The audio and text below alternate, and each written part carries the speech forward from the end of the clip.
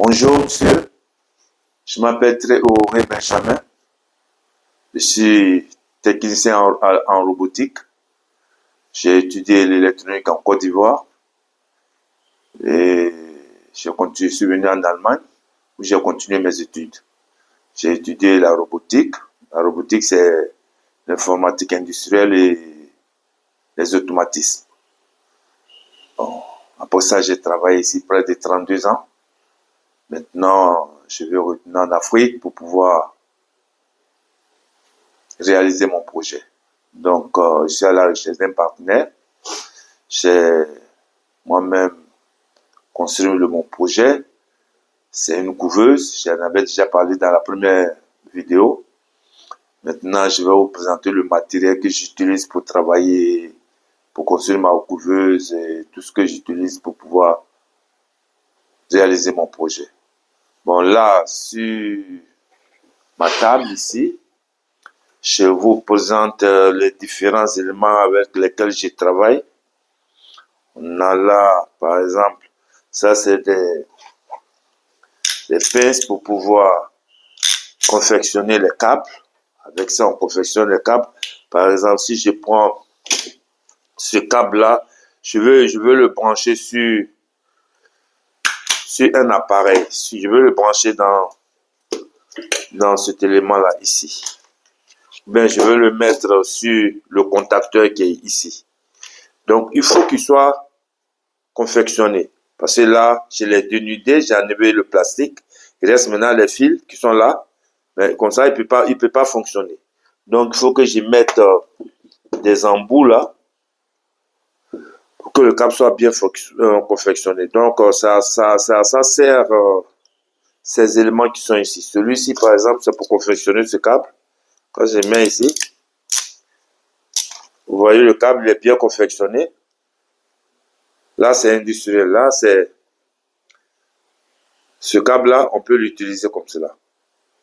C'est protégé. Donc, je peux le mettre sur mon contacteur ici et puis le fixer. Quand il est fixé, là, il ne sort plus. Il est vraiment protégé ici, même si je mets le doigt ici, il est protégé. Le courant ne peut pas me secouer. Et puis, donc, c'est ces différents éléments qui... Ça, c'est pour le solaire, pour mettre les câbles, pour confectionner les câbles du solaire. Et là, c'est pour les câbles normaux. C'est les câbles normaux pour confectionner les câbles. Celui-là, par exemple, lui, il permet de confectionner les embouts qui sont ici. Je mets un ici, j'ai mis ça ici. Quand il fait comme ça, je le confectionne, il ne peut plus quitter, il ne peut plus sortir. Il est bien installé et on peut le fixer. Donc, c'est ces différents éléments avec lesquels je travaille, qui sont là. Et ici, j'ai ma mémoire, parce que je travaille avec... D'abord, je vais vous présenter les prototypes des appareils que j'ai déjà construits. Ça, c'est mon premier automate que j'ai construit. Il fonctionne avec des afficheurs cristaux liquides qui sont là. Mais celui que je vais fonctionner, lui, il va fonctionner sur les ordinateurs. Donc, avec la table de bord ici, la table de bord me permet de, comme si je l'enlevais là, il y a deux fonctions dessus. Ça, c'est l'automatisme. Quand l'automate est en train de fonctionner, la température, la ventilation, tout est là. Donc, ça indique à chaque fois ce qui est en train de fonctionner. L'humidité, le refroidissement, l'aération, le moteur pour retenir les œufs, la température ici. Bon, il se trouve que lorsque l'automate est en train de fonctionner, il peut avoir un problème. Si l'automate a un problème, on passe en manuel. En industrie, c'est toujours comme ça. On n'arrête pas le fonctionnement, on passe en manuel. Et en manuel, c'est ce côté-là, ce sont les commandes du manuel qui sont là. Je peux commander ici et puis tourner le moteur. Je peux commander tourner le moteur ici. Ça, c'est les manuels. Avec tous ceux qui sont ici. Donc, en industrie, c'est comme ça. Il y a l'automatisme et il y a le manuel. Donc, après ça, voici les sorties de l'automate ici pour attaquer le moteur, le chauffage, l'humidité, tout. On a testé ça dessus. Et ici, vous avez le moteur pas à pas. Ça, c'est le moteur pas à pas. Un moteur de 4 ampères, bien costaud. C'est un moteur qui permet, qui tourne très légèrement. Il tourne lentement, délicatement. C'est avec délicatesse qu'il va tourner les œufs. Tout doucement pour retourner les œufs. Parce que la poule doit retourner ses œufs. Donc, c'est avec le moteur pas à pas que je vais retourner les œufs. Et ici, j'ai les éléments de puissance. Les éléments de puissance pour tourner les moteurs. Parce que ça, c'est la ventilation pour pouvoir aérer la couveuse. Avec ces éléments de puissance, ça me permet de réguler les grandeurs physiques qui se déroulent dans la couveuse, telle la température, l'humidité, l'aération, qui appelle l'oxygène, et puis le retournement des œufs. Ce sont les phénomènes physiques qui se déroulent dans le nid de la poule qu'il faut reproduire dans la couveuse. Donc, à l'aide de tous ces éléments, j'arrive à construire mon automate programmable. Mais je vous présente mon automate programmable.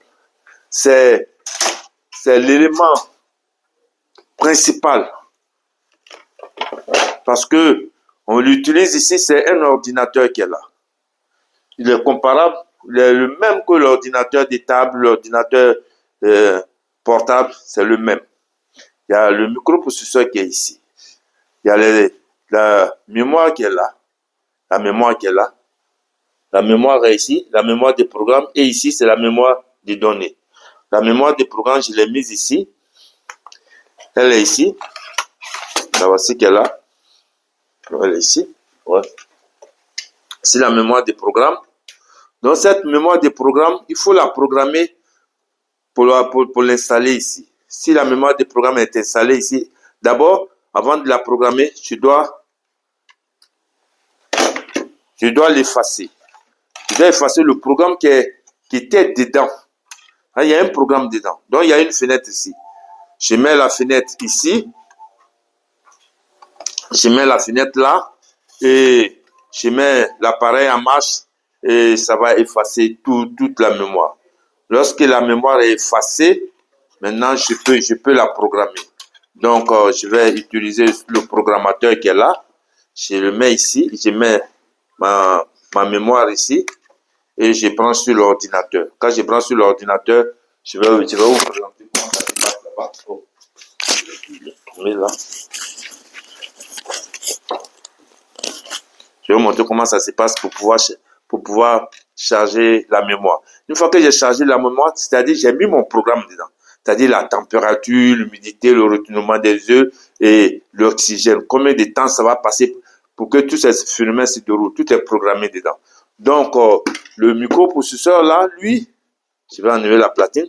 J'ai utilisé ce système-là parce que si cette platine-là, si l'ordinateur a un problème, je peux l'enlever et puis la remplacer par une carte remplaçante, une carte de secours. La remplacer ici et puis le système continue. Donc, ça, c'est vraiment performant, quoi. Il permet de ne pas avoir de panne, quoi. S'il y a une panne qui se déroule, par exemple, si la panne se déroule sur cette platine,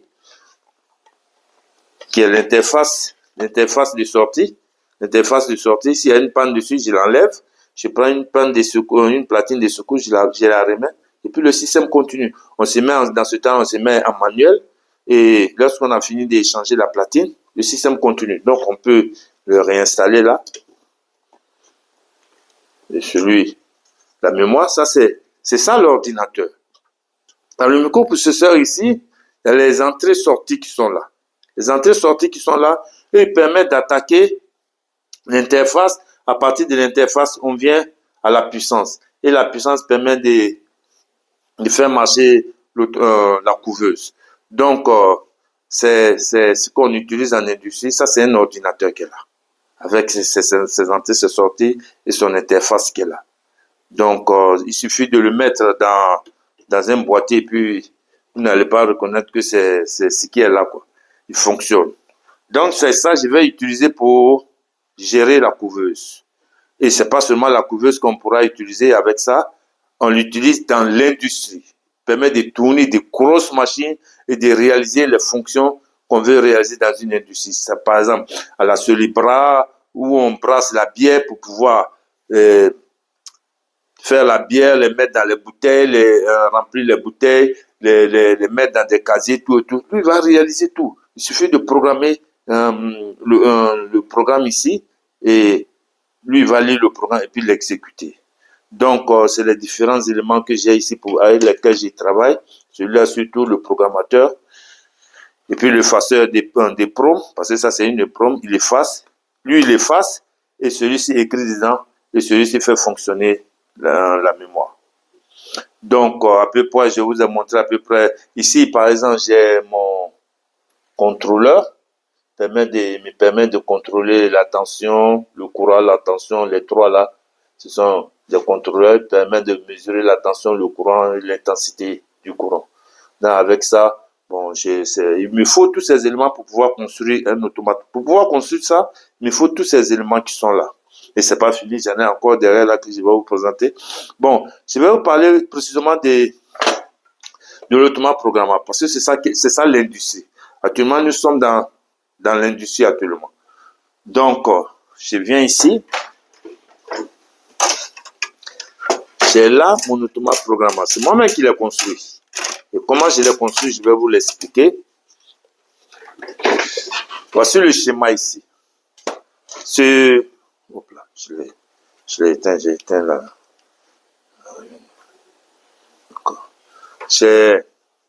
Cette platine, c'est telle qu'elle a. Donc, ça, c'est le schéma que moi, j'ai construit. Ce schéma, c'est moi qui l'ai fait. Et celui-là, par l'intermédiaire du programme, ce programme, il m'a coûté cher. Hein, il coûte près de 7 000 euros. 7 000 euros ce programme. C'était dans les années 95. Maintenant, je pense qu'il peut arriver à 8 000 euros. Donc, il me permet de travailler. C'est avec ça que j'ai construit ça. Tout ce que vous voyez ici, c'est sur la platine. Donc, moi, j'ai construit ce schéma ici. Vous voyez, les traits verts qui sont là, ce sont les connexions qui sont là. Ce sont les connexions qui sont là.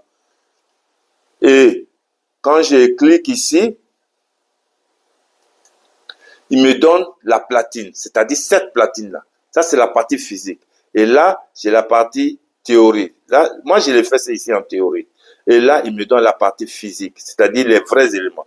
Par exemple, celui-là, le microprocesseur, c'est lui qui est ici. Je vais le cliquer ici pour que vous puissiez le voir. Je vais le maquiller ici. Vous allez le voir.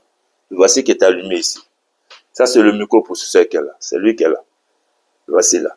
Avec tous ces fils de connexion. Il se connecte ici, à la sortie ici. Ici, par exemple, je vais vous montrer la sortie ici. Cette sortie-là, la voici ici. Donc, la platine est comme ça. Ça, c'est ça qu'elle a. Et ici, c'est le vide qu'elle a là. Et puis, voici la platine ici. Bon, je vais le montrer en entier pour que vous puissiez le voir en entier. Voici la platine même en entier. Donc, ça, c'est les sorties, les entrées, les sorties qui sont là. Le microprocesseur est là. Et ici, on a les mémoires et les entrées et sorties qui sont là. Et les différents éléments qui composent l'ordinateur. Donc, moi, je construis celui-là. Moi, je le fais ici. Ça, c'est les éléments physiques et les éléments théoriques. Et là, il me donne la platine qui est les éléments physiques. Et moi, quand j'ai fini de faire ça, j'envoie ça chez un constructeur qui va me produire cette platine-là. Ce que j'ai tapé ici, là. Il va me produire cette platine-là. À partir de mon schéma, donc c'est mon schéma qui va écrire sur cette platine et puis il va me l'amener vierge. Quand il me l'envoie, elle est vierge comme celle-là. Vous voyez? Celle-là est vierge. J'ai mis quelques éléments dessus, mais c'est encore vierge ici.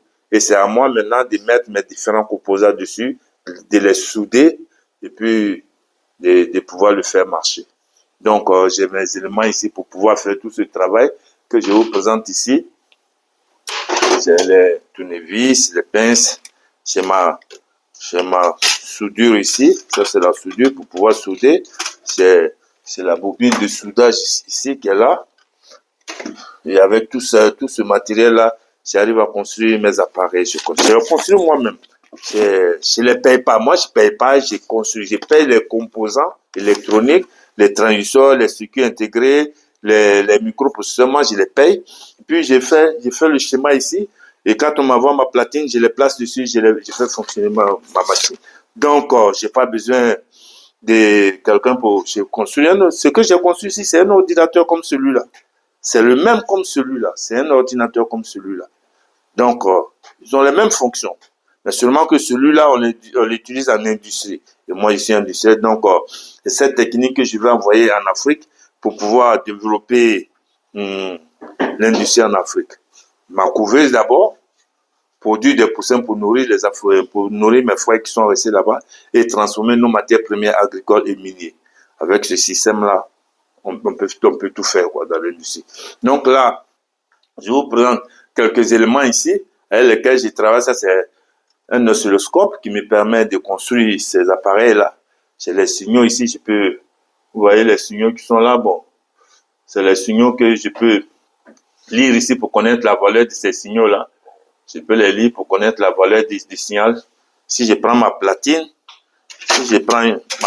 qu'elle est alimentée par le courant, je peux voir ces signaux-là qui sortent ici et puis les visualiser. Je peux les visualiser et savoir que ma platine fonctionne correctement. Donc, ça, c'est les éléments de construction pour construire mes appareils.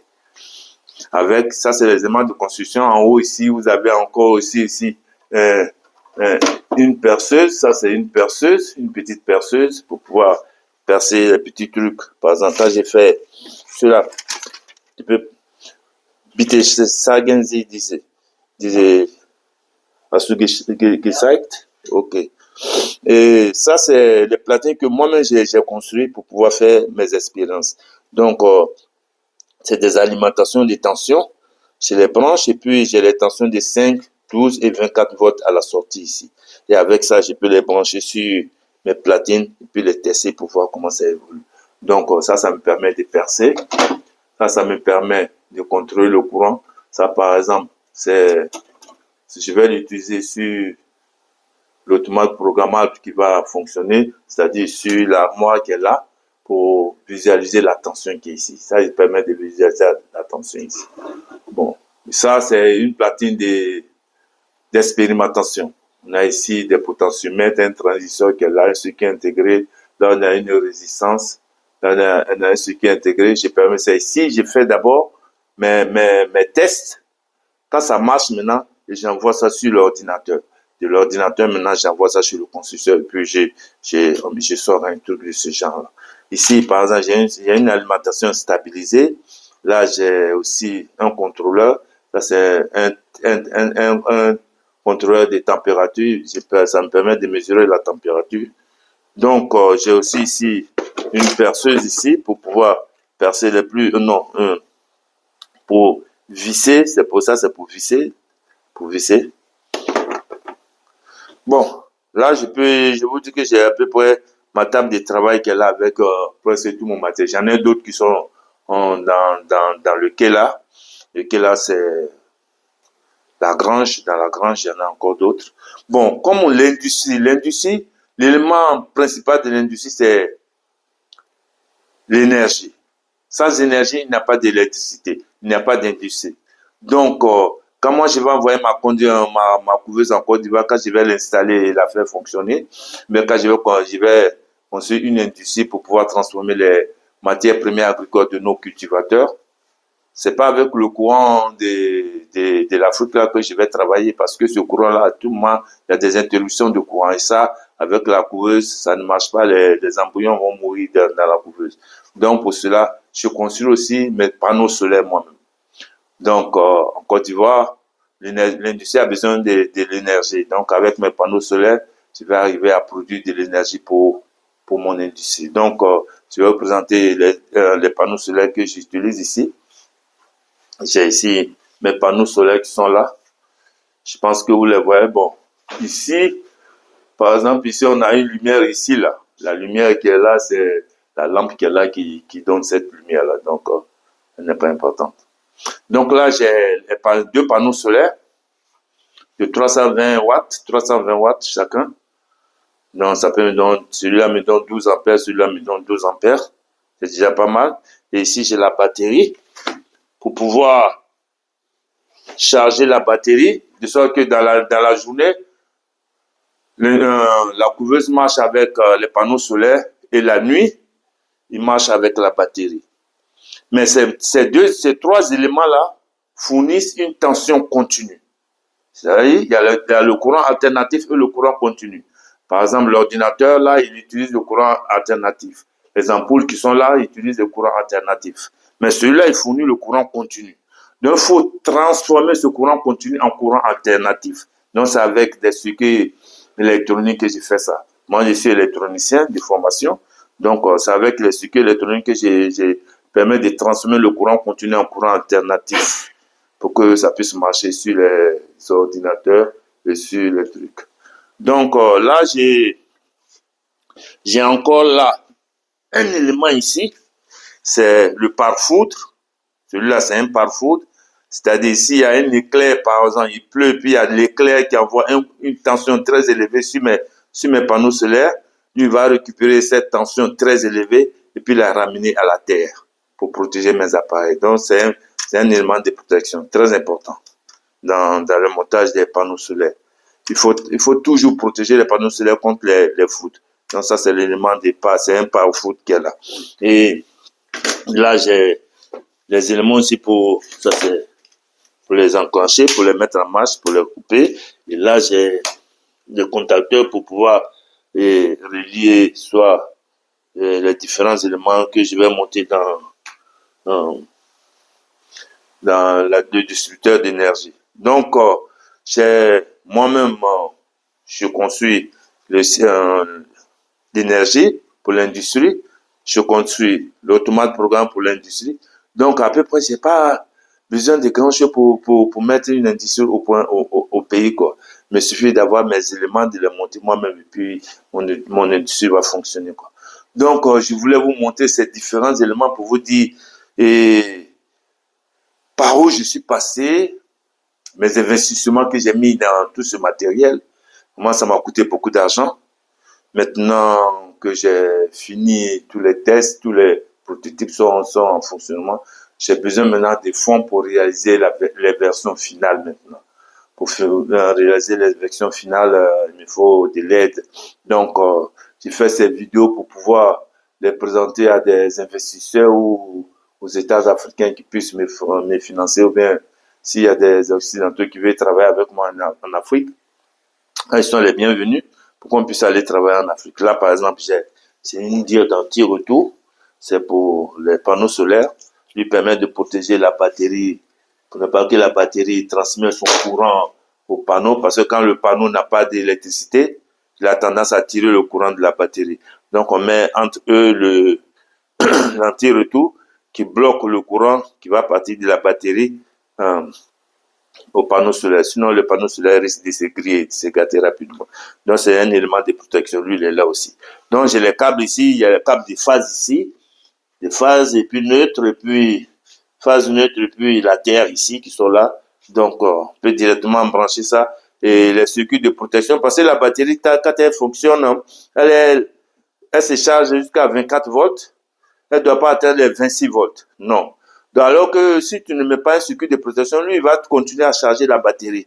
Donc, il faut que quand la tension arrive à 24, 26 volts, le chargement se bloque. Quand la tension descend à 23, 22 volts, le déchargement se bloque. Donc, pour protéger la batterie, il ne faudrait pas que la batterie soit surchargée.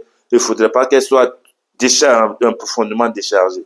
Donc, il faut protéger la batterie avec des circuits électriques. Ça, c'est moi-même qui le montre. Donc, le système de distribution d'énergie, je le fais moi-même. Voici c'est dans ça que je fais passer mes câbles pour pouvoir installer tout ce que je veux, pour pouvoir faire mes liaisons. Ça, on les appelle des goulots pour pouvoir faire passer les câbles dedans. C'est dedans, on fait passer les câbles. Donc, tout ça, c'est industriel. On ne le fait pas à la levée comme ça. Tous ces câbles, on ne doit pas les voir. Ils doivent passer dans ces goulots-là pour qu'ils soient cachés bien à l'abri des hommes, quoi, parce que c'est l'énergie sur le courant qui passe. Il faut les séparer de l'homme, il faut protéger l'homme. Donc tout ça permet de protéger l'homme contre l'électricité qu'elle a. Bon, là, je vais vous présenter un dernier élément ici, qui est l'armoire. Cette armoire, c'est dedans qu'on va monter tous ces appareils-là. c'est dedans on va les monter. Comme vous voyez ici, j'ai ici aussi une petite armoire. Cette petite armoire, c'est pour le panneau solaire. C'est dedans, je vais faire les raccordements du panneau solaire. Vous voyez ici, il y a des trous. Je perce ici. Je fais rentrer les câbles ici. Et puis pour le panneau solaire, tout ce que je vous ai montré en bas là, c'est dedans, je vais les raccorder dedans. Et puis faire sortir les câbles ici pour pouvoir alimenter la couveuse et puis la ferme. Parce que c'est une ferme industrielle que je vais construire. Donc là, j'ai quelques éléments que j'ai mis ici. C'est comme ça on va les installer dedans. Parce que en industrie, on ne construit pas n'importe comment. Les éléments comme ça ne doivent pas être à vue d'œil. Parce qu'il faut les protéger. Ils sont dangereux parce qu'il y a du courant très fort qui circule dedans. Donc on les met dans une boîte comme cela, de sorte qu'ils sont à l'abri des hommes. Ils protègent l'homme, quoi. Donc on n'a pas accès à ça. Tous les câbles sortent par derrière pour attaquer le moteur, tout ce qu'il faut attaquer pour pouvoir les contrôler, les faire fonctionner. On les sort par derrière là-bas. Et quand c'est fermé, tout est protégé. Quand vous allez voir, vous n'avez pas pensé qu'il y a des éléments dedans. Mais tout est dedans pour pouvoir protéger l'homme contre l'électrocution, quoi. Donc, à peu près, je viens de vous présenter l'industrie, ce qu'on fait en industrie. Ça, c'est très important en industrie. Les éléments de puissance sont très importants en industrie. Il faut utiliser tout ça pour pouvoir construire l'industrie. C'est tout ça que je vais apporter en Afrique. C'est cette connaissance que je vais apporter en Afrique. Donc, je suis à la recherche d'un financier ou d'un partenaire ou d'un État qui puisse me financer ou d'un privé qui puisse me financer pour qu'on puisse réaliser la couveuse. Et en dernier lieu, je vais vous parler du gain, les gains qu'on va avoir. Parce que la couveuse, c'est une couveuse d'une capacité de 1000 œufs ou bien de 5000 œufs jusqu'à des was sollte ich machen? Schneller machen. Ah, the site? Ja. Verläuft. Ok. Et donc, mon petit m'indique qu'il faut que j'accélère parce que le temps passe. Donc, je viens de vous présenter tout le matériel. Je pense que là, on a déjà tout présenté. J'ai encore tu peux présenter en bas ici, j'ai du matériel ici. Ça, c'est des composants électroniques qui sont là. J'en ai encore beaucoup comme ça. Voici une autre caisse ici encore qui contient aussi des composants électroniques. Et ici, j'ai mes caisses de travail qui contiennent aussi, j'ai là une grande perceuse, j'ai des éléments dedans, tout un bazar dedans pour pouvoir faire la construction. J'ai un marteau là, j'ai tout ce qu'il faut dedans, des tournevis, des pinces, des tournevis dedans pour pouvoir travailler. Donc, j'ai encore ici aussi, ça c'est 2 ordinateurs que j'ai ici. Et là encore, j'ai une autre caisse ici, où vous avez ici tous les vis, tout genre de vis, j'ai tous les genres de vis ici. Quand je dois visser, quand je dois faire mon montage, j'ai tout ici pour pouvoir faire mon montage, tout et tout. C'est une deuxième caisse, dans lequel là aussi, j'ai une troisième caisse là-bas. Donc, j'ai un matériel pas possible qui me permet de travailler facilement. Donc, si j'arrive au pays, bon, je peux m'installer à mon propre compte. Ici aussi, j'ai des éléments ici, par exemple. Ici, par exemple, je vous présente des composants électroniques pour pouvoir pour pouvoir écrire dans les mémoires. Ça, on utilise tout ça. Donc, dans la caisse qui est là, il y a encore plein d'éléments dedans. Bon, je pense que je suis presque à la fin de la présentation de mon matériel. Et comme je vous ai dit, dans la grange aussi, il y a du matériel. Bon, comme j'ai dit, j'ai essayé à la recherche d'un partenaire pour pouvoir retourner en Afrique et développer le business. Le business, c'est que il y aura beaucoup de devises à en tirer parce qu'on va nourrir l'Afrique. On va produire chaque 21 jours 10 000 poussins. Au bout d'un an, ça fait déjà près de 120 000 poussins qu'on peut explorer, qu'on peut vendre sur le marché. Donc, on va construire encore des abattoirs parce que dans chaque ville de l'Afrique, je vais construire une ferme industrielle dans chaque ville. Et dans chaque capitale des pays africains, je vais construire une ferme industrielle. Et dans les 4 points cardinaux de chaque ville, le nord, le sud, l'est, l'ouest, mettre des succursales pour les grandes distributions. Donc, on va distribuer le poulet comme en Europe, c'est-à-dire du poulet qu'on va abattre dans l'abattoir, les congeler et puis les vendre sur le marché. Un poulet à 500 francs et un demi-poulet à 250 francs, de sorte que nos parents puissent avoir accès au poulet comme ça se passe en Europe ici. Ça, en Europe, ici, on mange du poulet quand on veut. Hein. Tu peux manger 10 poulets par jour, il n'y a pas de problème, parce que ça ne coûte pas.